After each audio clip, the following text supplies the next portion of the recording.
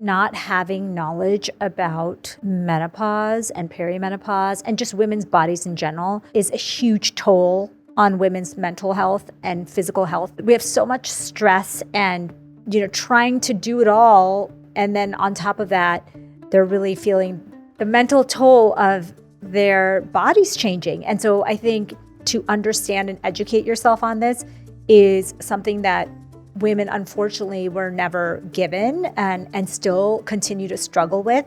Feels unfair, really. Hey, can I talk to you about something? I wish you knew how lonely menopause felt. I wish you knew why it's so hard for men to share their feelings. I wish you knew what it was like growing up in a low-income family. I wish you knew how hard it was not having a college degree. I wish you knew what it's like to be me. Welcome back to Mind If We Talk, where you get to be a fly on the wall for mini therapy sessions and learn some mental health tips in the process. I'm your host, Sreela Roy-Greene, a licensed mental health counselor with over 19 years of experience. In today's episode, I sit down with Dr. Amy Shah and her mother, Rekha, who are on opposite sides of the menopause fence. Dr. Amy Shah is a double board-certified physician, nutritionist, and best-selling author who is entering perimenopause. In our conversation, Dr. Shah's mother, Rekha, explains the confusion and suffering she experienced while going through menopause. Her anxiety felt out of control. She was overwhelmed and didn't know that her hormones were to blame. It wasn't until years later that Dr. Shah noticed the massive hormonal shifts that come with menopause. She also came to realize how little of her medical training had focused on this crucial time period in women's life. Dr. Shah and her mother have since learned how to communicate better about menopause and even help other family members prepare for this life phase. Later in our episode, I'm joined by an extra special guest expert, Dr. Natalie Crawford. Dr. Crawford is a reproductive endocrinologist and one of the leading voices in women's hormonal health. She shares her vast knowledge and helps unpack the massive hormonal shifts that come with menopause and ultimately impact women's mental health. We'll also discuss how to optimize your health before perimenopause begins and how to advocate for yourself when you're not getting the support you need. I'm so excited for this one, so let's jump right in.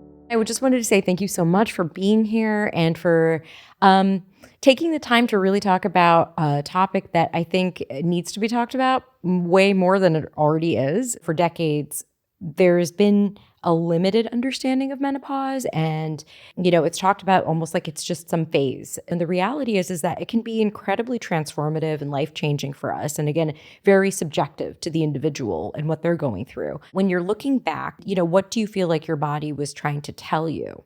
I started getting more anxious about everything, but more about sleep. So, I said, is there something wrong with me? Why I can't sleep? And why I'm getting so much anxious? I did not realize that there is something physically also going on that was causing this trouble. And I just thought it is me and my willpower. I did not know that was menopause. That was the first sign that something is going on, and I couldn't recognize that what is wrong with me. Right. And that must have been so scary, right? To not know and feel like you're not in control. Yes. Yeah. Yeah, it was very, very, very, very scary. Yes.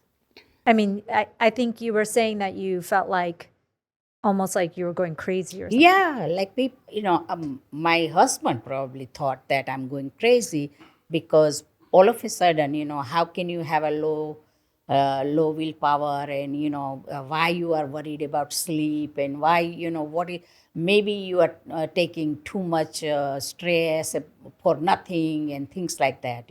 When you were describing what you were experiencing, how did that show up in your behavior, or did you notice how it showed up in your behavior?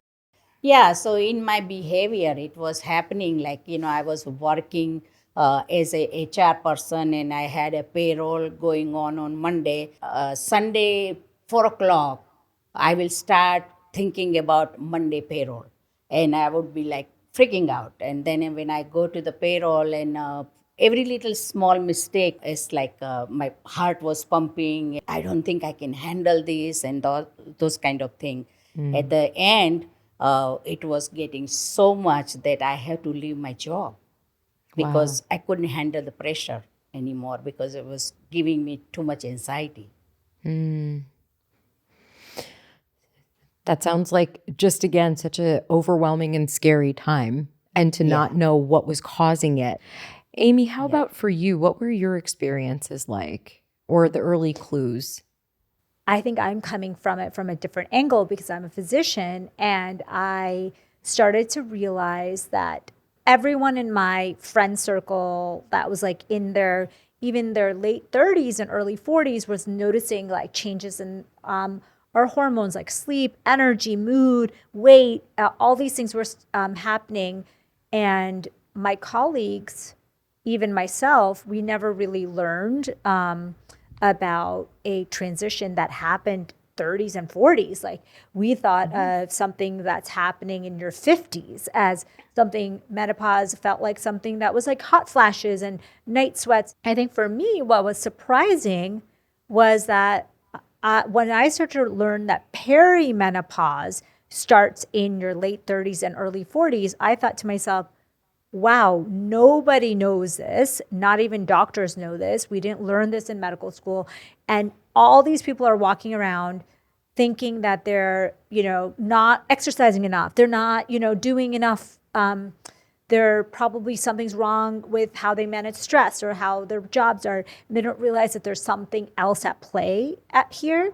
And so as I was starting to notice that myself and hearing what other people were saying, my patients and my friends, I started to educate women around it, because to me, it felt like something that we should all know about so that we can kind of I didn't want it to be like my mom, where you kind of just chalk it up to something else, or you think you're going crazy, or you think you're depressed, or you think you're anxious, without knowing that there's also this other thing that's happening on the other end. I think you highlight a really important point, which is that lack of awareness, that lack of education, and wanting to be proactive, and how important it is to have that 100%. And I also feel like women are always dismissed about their symptoms. Like they're never really told what's happening to them. And so I thought that the more we can talk about it, the more people can start to tune in. Because before, if you don't know what could be changing, you almost can't recognize it early. And I think you just brought up a really important point too, that it's not always overt or obvious. It can sometimes creep up on a person if they're not paying attention. But I wanted to go back to Rekha, to your experience a little bit more, that, you shared that, for nearly 10 years, you didn't fully understand what was going on. Were there other sensations or body experiences that you had that, you look back on and realize, oh, that's what that was? So, it was giving me like a hot flashes, and in the night I will be like freezing, and then I'll be at one moment I'll be sweating, and all those things were happening. And I said, oh my God, I don't know what is wrong with me, So first I thought maybe my heart is wrong, and I'm having an attack or some kind of mild attack or something. So I went to cardiologist, and we got everything got done, stress test and all that thing, and everybody's they came out all okay. There was nothing wrong with my heart. So then I said, I don't know, what is going on with me, In our group, where we are in an Indian group, so many women were like wondering, something is wrong. I can't sleep right. And somebody say, I feel hot and I feel cold, and nothing is going right. I don't know what is happening. So nobody had any clue that this is a menopause. And I had no clue until I talked to Ami. And Ami also at that time, I don't think she had any idea. But she was telling me that, Mom, probably you are stressing out too much. So maybe you should take some mild medicine to calm down your anxiety, Then I started doing the exercise.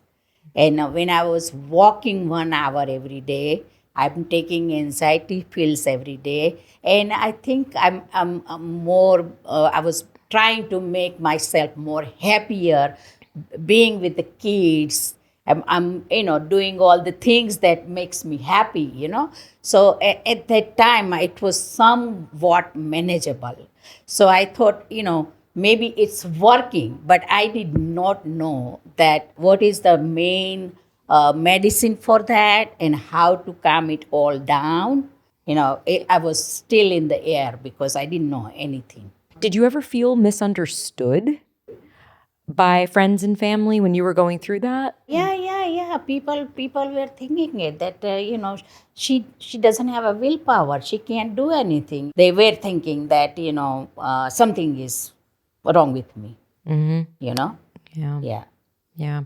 No, it can also feel very lonely. I had no help.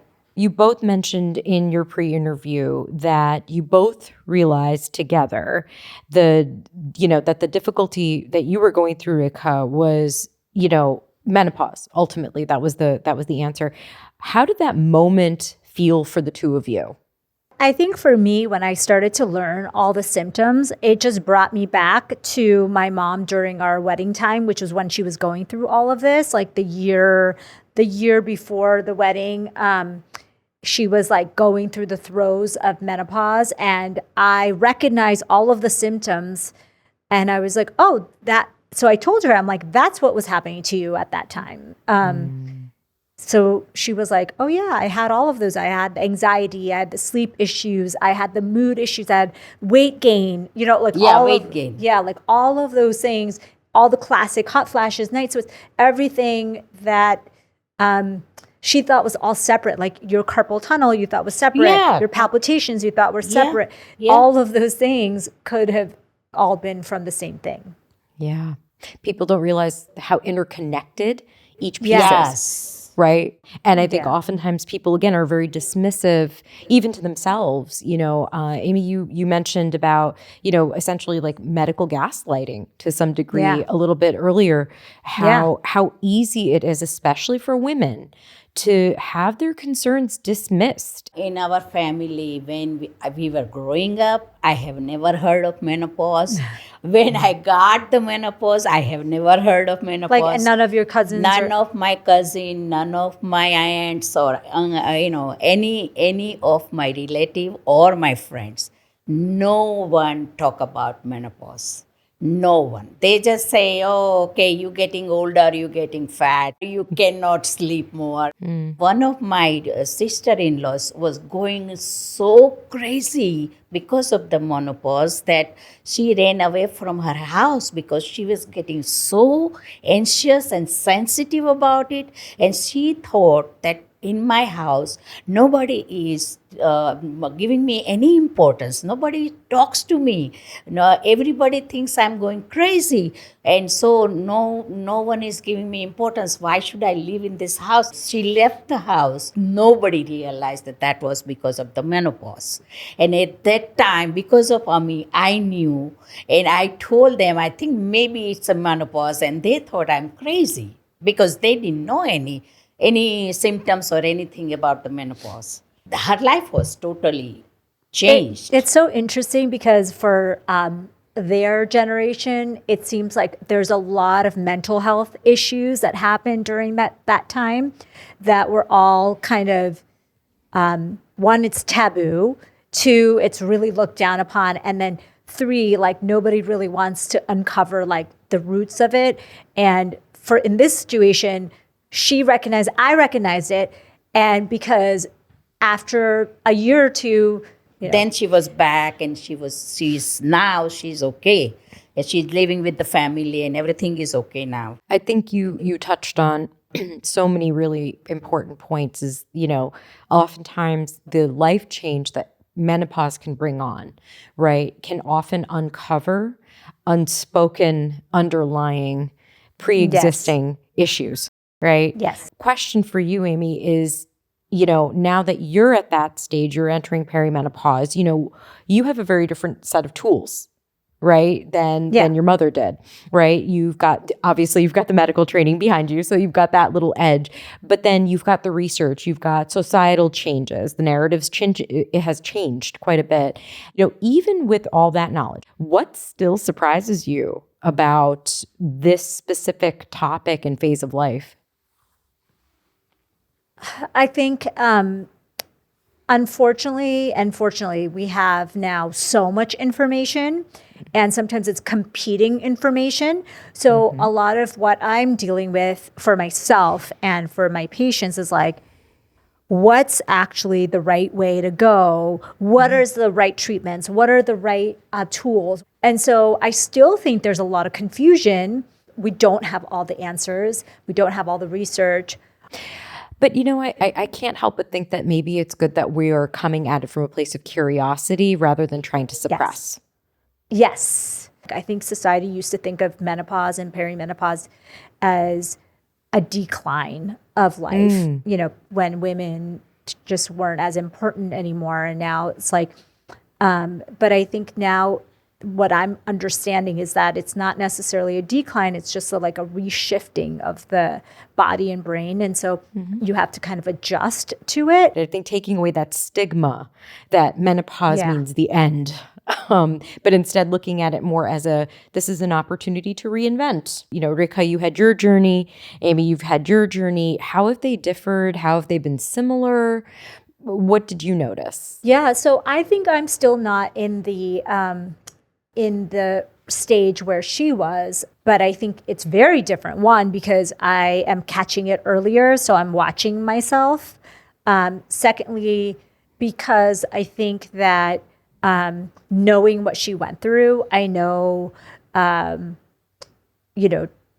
things to watch for. And then I think also we're very different people, knowing that for her, like her very big piece of her journey was this anxiety piece. And it was something that she's always struggled with. And it just was like exaggerated in so many ways. So I think for me, I understand that that's like a little bit different than my journey.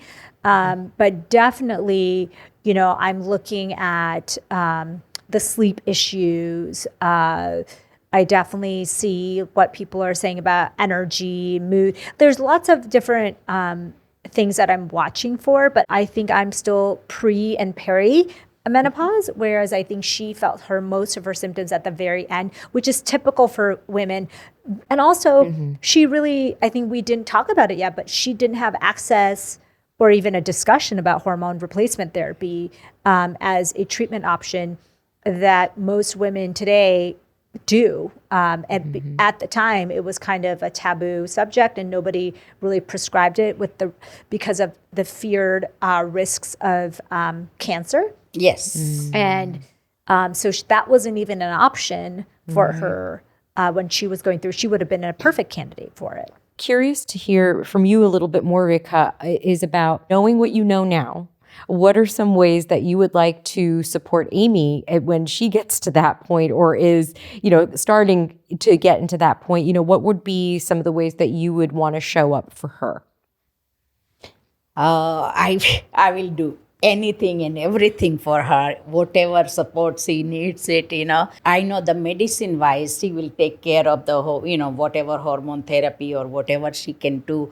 But as a mentor, whatever she needs help, I will be ready for her. And I was saying on the pre-interview that she has like a group of, a family group of like how many, like hundreds?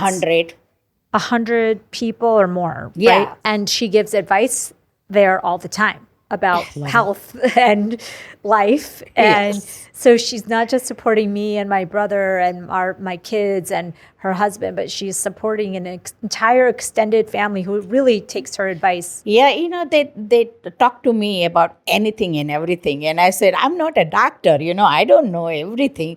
But I try to give my experience and whatever I know. And we have a group and we do talk to each other. And I try to we try to help each other. I love how you're showing up in the way for these 100+ people in your life.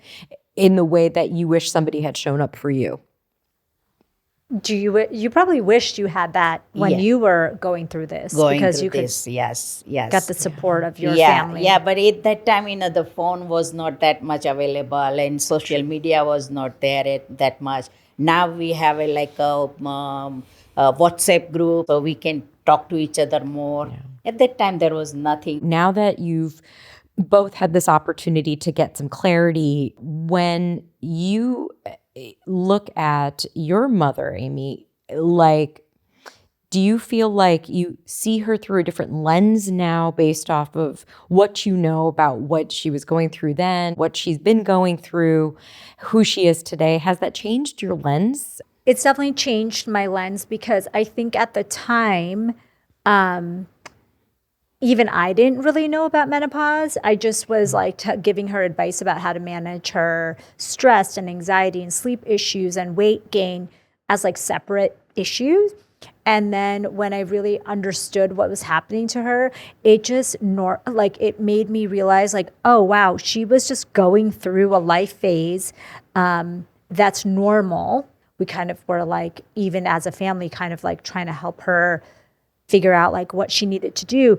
It was my dad said, okay, well, quit your job, because clearly that's what's happening. That's what's making you stressed.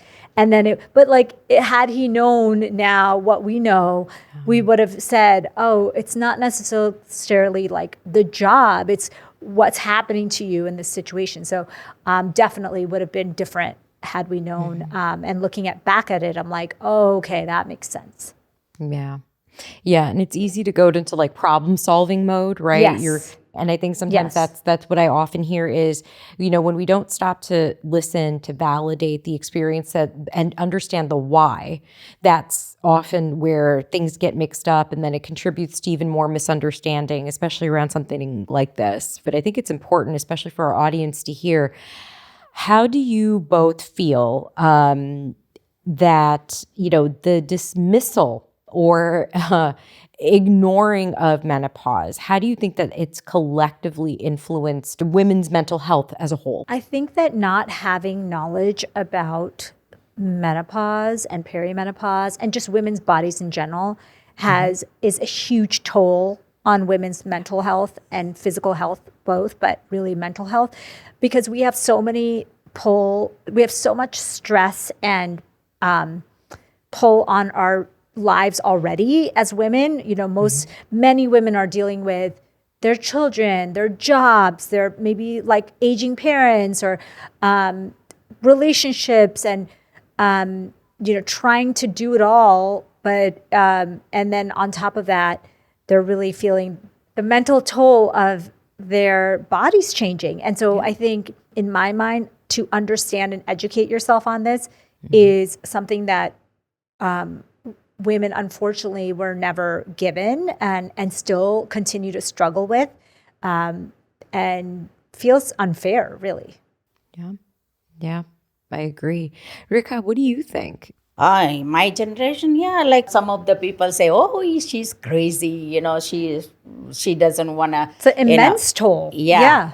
Now that you both have all this knowledge, all this experience, how are you changing the narrative or changing the dialogue for, the grandkids/kids, in this generation? I think for me, I'm talking about it very naturally.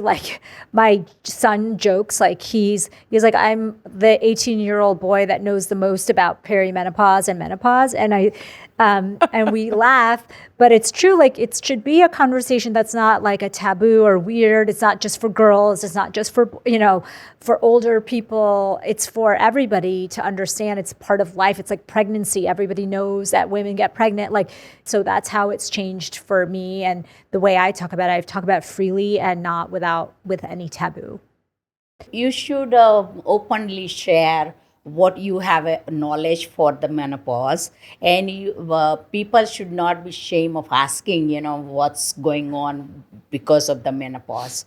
Where if you can help someone, that will be very, very nice, because some of the people don't know. But you should not feel shy about talking about menopause, because that's a very, very regularly people go through.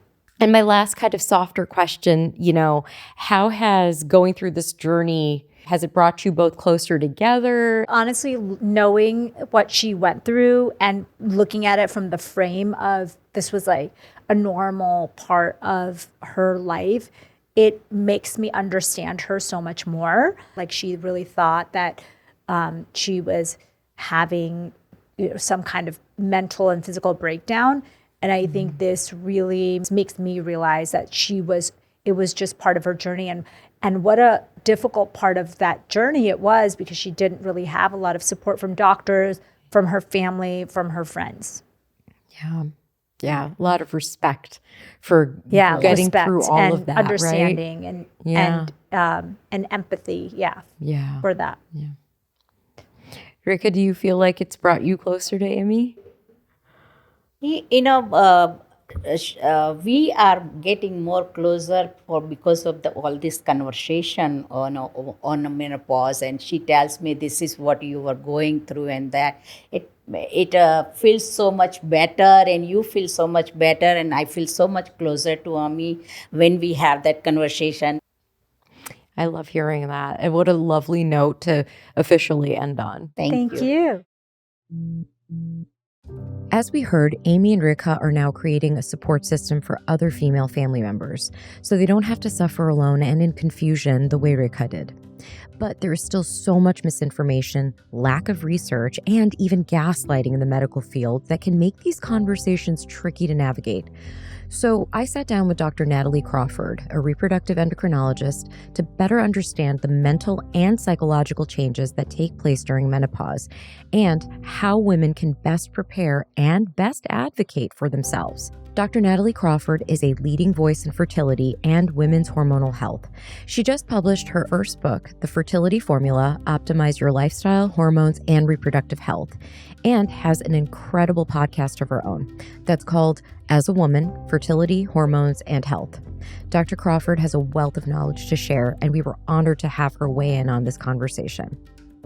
I'm really excited to have this conversation specifically about this topic. What inspired you or ignited your passion when it comes to menopause, perimenopause in women? Thank you for having me. And I'm a reproductive endocrinologist. What has inspired me and always kept me trying to educate women and create content is the number of times I've sat across from a really smart, educated woman who said, I wish I'd known this information sooner. Just this basic fact that we are not taught about our bodies, as simple as how our menstrual cycle really works, what we need to do even to optimize or understand our fertility. And that just becomes even more apparent as we progress through the later reproductive years and into perimenopause and beyond. And we know that when we go through such a huge hormonal transition, it impacts not only how we feel right now, but also our long-term health as well. So I always say ovarian health and function. The ovary is my favorite organ. That is really what I'm so passionate about, helping, women really understand so that they can be making the decisions that are right for them and making them from a place of knowledge and data. For our listeners, could you educate us a little bit on what the differences are between perimenopause and menopause? Let's think about what's actually happening from an ovarian level and then what happens to our symptomology and what we can look out for. I want everybody to imagine that inside your ovary is a vault where all your eggs are kept. Women are born with all the eggs they're ever going to have, and we run out of them over time. Every month, you have a group of eggs that is sent out of the vault. Each egg grows inside a follicle. And during our ovulatory years, one of these eggs will grow to maturity and ovulate, and the rest of them will die. And then the next month, you'll have another group. So we are constantly losing many eggs every single month. Over time, though, we run out of eggs and the vault gets emptier. And the brain and ovary are perfectly coordinated, but they can't actually see what's happening. So what starts to happen is as the vault gets emptier, fewer eggs come out every month. This is the ovary's protective mechanism to not run out as fast. Fewer eggs come out, but the brain doesn't know this and starts by sending out its normal signal. This is when we start to see some of the signs of perimenopause from a symptomology standpoint. One of the first signs is that your cycle is actually going to shorten. So classically, a woman will sit across from me and say, my periods used to be 28, 29 days, and now they're 24, 25. Isn't that curious?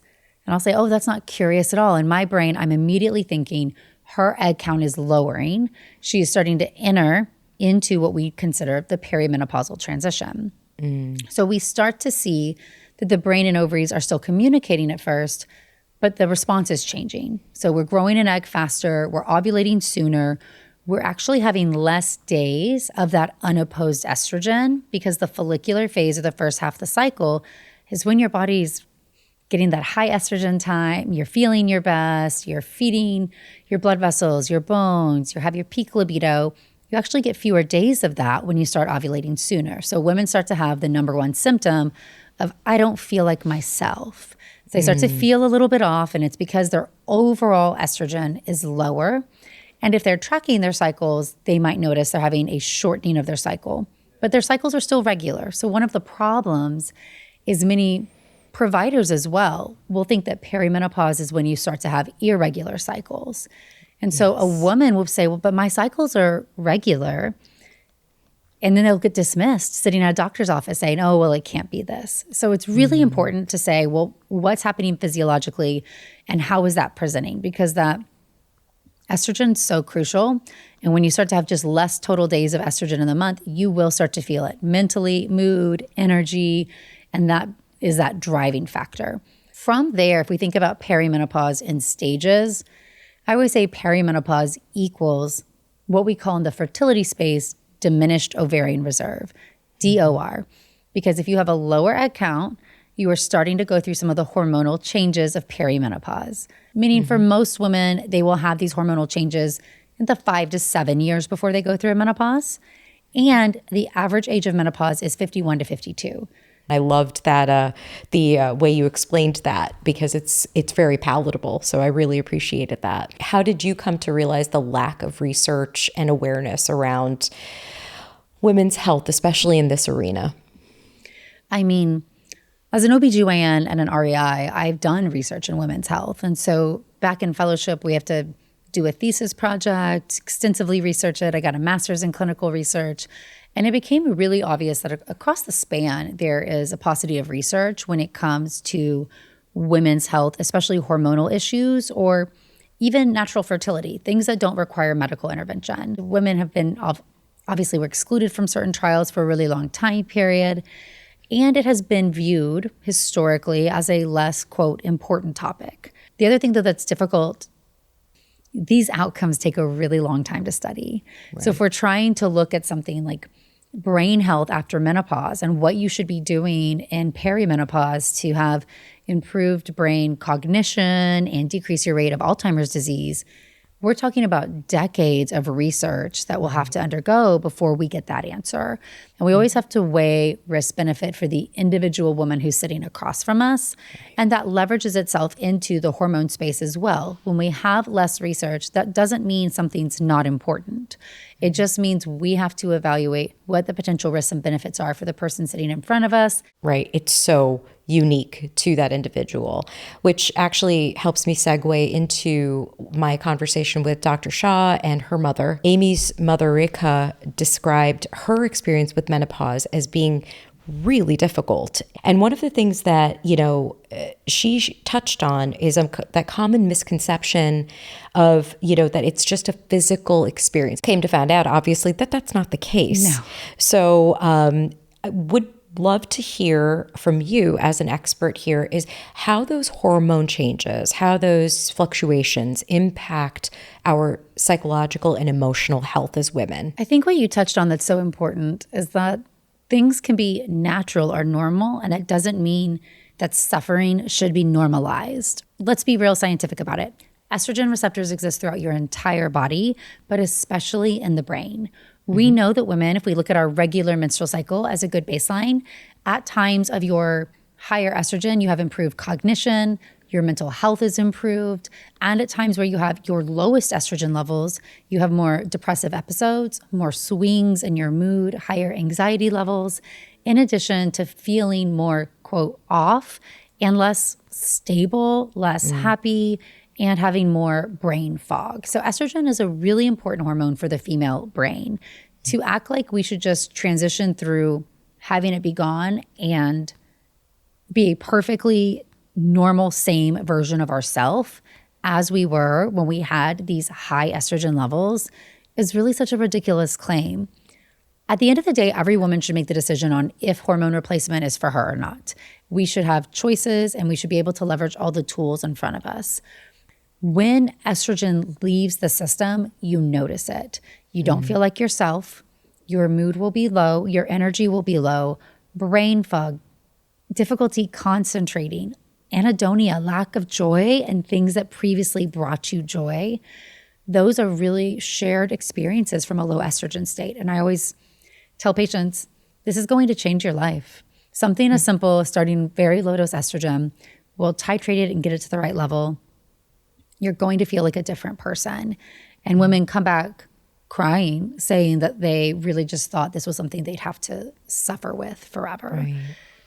It's a tough place right now. And I have to acknowledge that one of the most important things is if you are considering hormone replacement therapy, that you have a doctor, a provider, a clinic that you trust who will listen to you. If you feel dismissed or gaslit, we're past that. Please go seek somebody else. I'm so glad you touched on gaslighting. This is something I find myself often saying in my sessions to my female clients who are going through any medical issue, to be frank, but especially when it comes to hormonal changes, life changes that are, again, perfectly normal, but dismissed because you deserve to be heard and you certainly don't deserve to be gaslit. Well, it is really important because sometimes we just assume this is the experience everybody else is having. We don't know what a good, empathetic practitioner can look like if all we've experienced is the other version.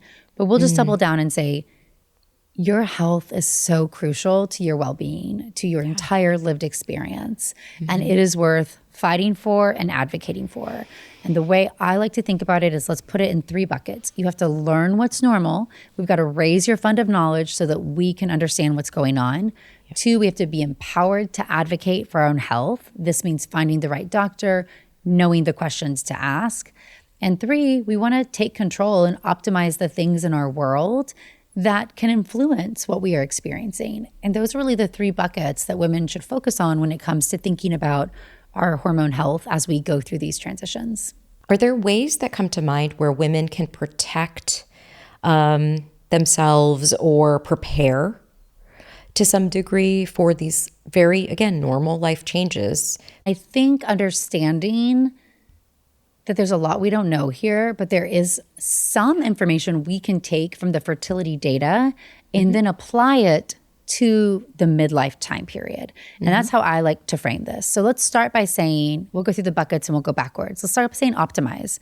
Can we modify our ovarian health? But by saying the longer I can live a healthier life and decrease inflammation, I have the potential, it appears, to influence how many eggs are in the vault and coming out and how long I might be able to extend my ovarian lifespan. Now, we're not talking about going through menopause in your 60s or something much longer, but knowing the fact that even going through menopause 1 year later substantially improves your health outcomes later, decreases your risk of heart attack, cardiovascular disease, metabolic syndrome, stroke, even cancer, means that we should pay attention to ovarian health before we're in the midlife stage. So something I'm really passionate about, thinking about these reproductive years, or specifically those prime years, as I like to say, like you're done with your family, but perimenopause still feels like it's a way off. This is probably one of the greatest opportunities for intervention we have. So I put these into my 5 non-negotiables that every woman should think about and make active decisions on. One is going to be getting enough sleep.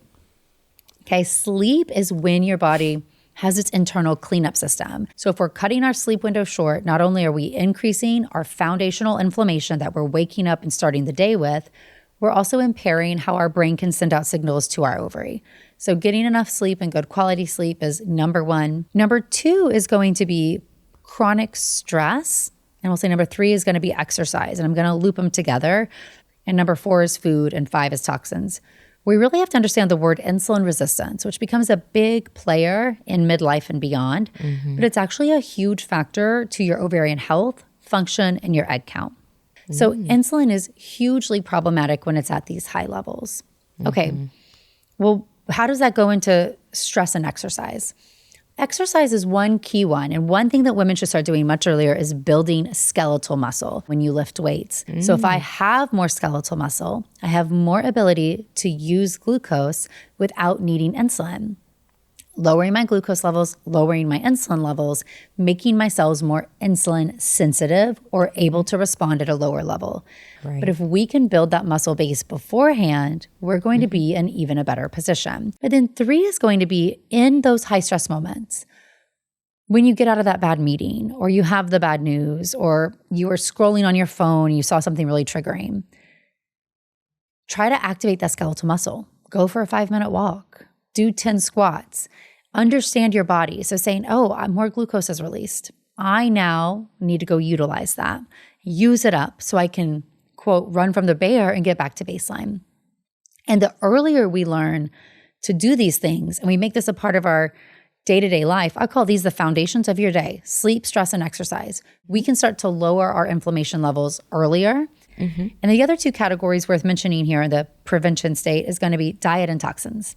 So diet, what we see is that ultra-processed foods and artificial and added sugars are highly inflammatory with no nutritional benefit. But if we are lowering our daily exposures, if most of our diet is fruits, vegetables, fiber, whole foods, healthy fats, then when it comes to wanting cake on your birthday, that's no big deal because your total inflammatory burden is lower and you're able to tolerate some of these shifts. So we want to make those day-to-day choices from a place that will decrease inflammation and improve our gut microbiome. And then number 5 is environmental toxins. So paying attention to getting rid of plastics, limiting avoidance to toxins. I often hear somebody say, well, I can't control every toxin out there, so I'm going to control none of them. Sure. Instead, let's just control what's in your home. Let's control where you spend most of your time and make this as low toxin of an environment as we can so that when we are in a podcast studio, in a hotel, at a restaurant, we know our body has the reserves to tolerate that inflammatory rise because your body has an immune system that can take care of inflammation. Right. And then the other is the behavioral toxins that we have normalized in society: cannabis, nicotine, alcohol. They don't provide any health benefit and they do increase inflammation in addition to damaging the number of eggs you have and how they function. So it's crucially important that these are not constant exposures for us. And looking at decreasing inflammation sooner is actually going to improve as you go through these transitions in midlife because estrogen is an anti-inflammatory hormone. What women start experiencing outside of the not feeling like myself start to be these high inflammation symptoms: fatigue, gaining weight, the bloating. All of this is because estrogen's low and inflammation starts to raise. So instead of waiting till you have a problem to start trying to figure this out and having to fail first or be miserable, I really want women to start looking at this earlier so we can say, I've already cultivated this life. So helpful and so informational. One thing that I find, at least in my practice, is when I'm talking to my clients, especially those who are mothers, working mothers, is that there is such a neglect associated with, I put myself on the back burner because I have to prioritize my family, saying I don't have time, especially as women, mothers, all of that. It's that idea of we have to hold it together, we have to keep it together, but we need to also get the sleep, check our diet, check our toxins, make sure we're getting our exercise, make sure we're doing A, B, and C to make sure that we are okay before it adds up, to your point, and then our systems get overwhelmed. Absolutely. And I always like to think it doesn't have to be perfect to be impactful. Right. I always like to say, let's imagine we have a scale and it's your inflammatory burden. Every little choice is ticking up how much inflammation you're exposed to. So the perfect world would be to have a 0, but that's not realistic. No. So if it is a day and you didn't get as much sleep, it is now more important that in this day, we try to eat those healthier whole foods that are lower in inflammation, that we don't drink alcohol that night, that we do use our skeletal muscle. So giving ourselves the freedom and the flexibility to understand how our body's working. Every day doesn't have to be perfect, and we get a new fresh start with the next day. But similarly to what you said, is that women do put their health on the back burner. They take care of everybody else but themselves. And that will work until it doesn't. And you will get so sick. You will feel so bad that then you can't take care of anybody, including yourself. Exactly. And we really have to switch that martyr narrative, instead saying proactively, if I can do these things now, I will show up as a better version of me, and really structuring our day around our health first and foremost. Because when you lose it, it is so hard to get it back. They say health is wealth, right? I do want to touch on this because I think one of the barriers that I know I see also in as a therapist is having those difficult conversations. I'm sure that our listeners that are tuning in are thinking, how do I even begin to have this conversation with my doctor? What are some maybe openers or suggestions that you have for our folks here that can help them? I love this question because often the medical system is not very patient-centric, but we don't know how to play our own role in that system. 3 things to touch on. The first is schedule the right type of appointment. 90% of the time, a friend of mine will say, oh yeah, I have a doctor's appointment next week for my annual. I'll just bring it up then. So if you are feeling fatigue, hormone change, irregular cycles, painful periods, pain with intercourse, dry vagina, gaining weight, schedule a problem-specific visit. You can call in and say, I have irregular periods, or I have fatigue. And you can now have 20 minutes just to talk about this problem. Right. So schedule a problem-focused visit, because then your doctor will walk in and the first question they will say is, what's bringing you in? Or, oh, your periods are irregular. Let's talk about it. So that's going to already make it easier. You have the opening question. Second is going to be, think about your story. Your medical history is providing so many clues to what is actually going on. But the number of times that I will sit across from a patient and they have a really hard time verbalizing what they've been experiencing, what's been happening, I get it. They're nervous. They've waited for the appointment. It's overwhelming. It's not your language. Medical speak can be really confusing. But so take the time to think through what is bothering you. So going in with that story, it's like, okay, my doctor is going to ask, what brings you in today? Prepare your answer. Know what brought you in. Be able to provide that baseline story, because every question they ask will depend on that. And so it's important for you to have thought through some of these things. But if your doctor is giving you pushback, try to get to the bottom of why, or give them this kind of global, these tests I'd really love to have because XYZ, I understand they may not get covered. So they may not be trying to be mean or prohibitive. It might just be them thinking, oh, you don't want to pay out of pocket for this. Right. The last 2 are really important. You deserve to know what happens next. And I always tell my patients, at the end of my visits, I say, okay, your next steps. So if your doctor doesn't round all of that out and you're sitting across from them, you can end that way and say, wait, I just want to clarify the next steps. Always clarify the what next. Yeah. If you do not feel like your doctor's listening to you, or you don't understand them, or they're not holding space for your questions, please go find somebody else. I often say to my clients, you are your best advocate. Yes. And to ask for that extra touch, or to ask for your, I think not shrinking ourselves. Yes. Right? We do have one listener question that I would love for us to end on. One listener wrote in to ask, I feel like I lost my spark. Does it come back? It does come back, and hopefully it can be sparklier than ever, but it also might look different, and that's okay too. Just like any life transition, you're going to come out of it as a new version of yourself. Our goal is to help you come out of it as a better version of yourself, and not to be just left in the darkness. I encourage you to really seek care, the doctor you trust, really learn about your body, and then control those other factors.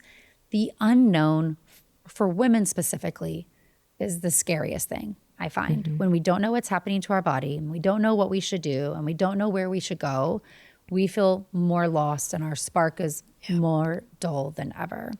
So starting on this journey of exploration, because as you said, your health is worth prioritizing. Health is wealth. Start to learn your body, advocate for your own health, controlling what you can. And I bet you'll come to the other side feeling better than ever. I do want to touch on this other question because it touched me when I read this. Is it normal to grieve who I used to be? And it ties into the question that we just answered here too. And, I'll speak to this initially as absolutely. It is normal to grieve the person you used to be. Curious to know your response to that as well. Oh, absolutely. Grief is a normal part of evolution and life being dynamic. And I always say if we can leverage that grief into gratitude for who we were and use that to seek who do we want to be or what do we want to be on the other side, right? When patients complain about this to me, I always say, well, what is it we grieve the most? What part of that? And how do we seek to find something like that or that same feeling or happiness or interest or joy? How do we prioritize that so that we can feel the best? And I'll add to this, there's been so much fear in women's health, especially in midlife. You shouldn't have to navigate this transition alone. So think about your care team being multi-persona, but you should have somebody who is as enthusiastic of you feeling your best, having a therapist you love, prioritizing community and your friend group, which gets harder as we start to feel more isolated or depressed or less like ourselves.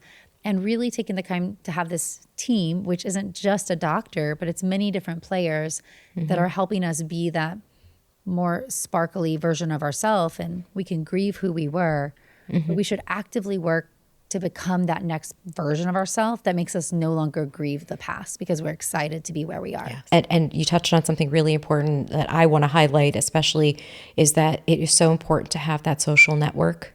Community. As well as not just your medical experts and, obviously, of course, I'm going to say have a therapist you trust please. Because, absolutely 100%. But the other piece too is that expand to the people and lean on the people that are going to support you. It's easy to isolate and sometimes feel like you're an island unto yourself, but it is all the more important to make sure you're getting those touches in with the people that you feel like you can trust. 100%. We can't isolate. And nowadays it's so easy to just kind of be like, oh, I'm just going to be a shut-in.